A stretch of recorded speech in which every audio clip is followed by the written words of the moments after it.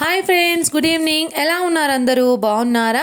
ఈ నెల కేరళలో జరిగే విషు పండగ సందర్భంగా మా స్వాములందరూ కూడా కలిసి ఆ అయ్యప్ప స్వామి పూజ చేసుకున్నారు. ఆ పూజకి స్వాముల యొక్క కుటుంబ సభ్యులను అందరినీ కూడా ఆహ్వానించారు. అంటే స్వాముల వాళ్ళ ఫ్యామిలీ మెంబర్స్ అందరూ కూడా పూజకు వచ్చారనమాట.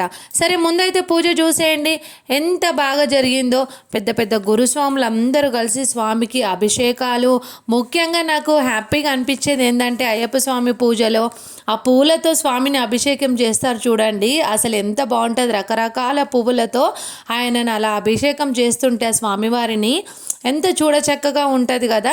ఈ కార్యక్రమం అయిపోయిన తర్వాత అన్నప్రసాద కార్యక్రమం కూడా జరిగింది. పూజ మాత్రం చాలా బాగా జరిగింది.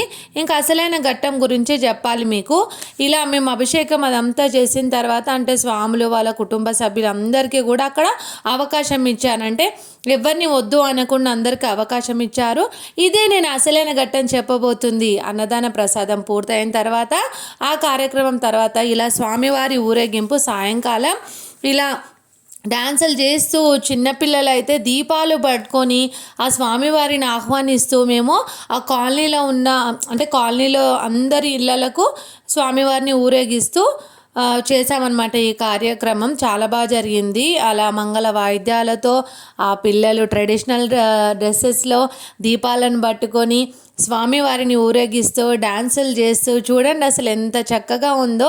మీరు ఎప్పుడైనా చూసి ఉన్నారో లేదో తెలీదు. అంటే మేమైతే ఈ ఫస్ట్ టైం పెట్టుకున్నాము స్వాములందరం కలిసి ఈ పూజ. చాలాసార్లు వీళ్ళు మాల వేశారు, గురుస్వాములు కూడా అయ్యారు, కానీ ఈ పూజ పెట్టుకోవడం అనేది మొదటిసారి. ఎందుకంటే స్వామివారి పుట్టినరోజు కూడా ఉంది కదా, అందుకని అనుకొని స్వాములందరూ పెట్టుకున్నారు.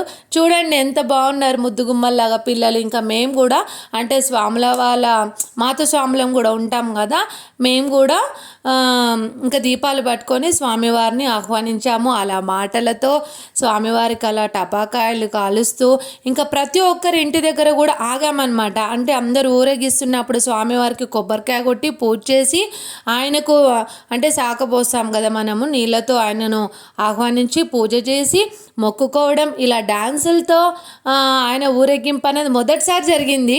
తెలుస్తుంది కదా నా మాటలో, కానీ చాలా చాలా బాగా జరిగింది. చూసేయండి అసలు ఎంత బాగా చేస్తున్నారో డ్యాన్సులు.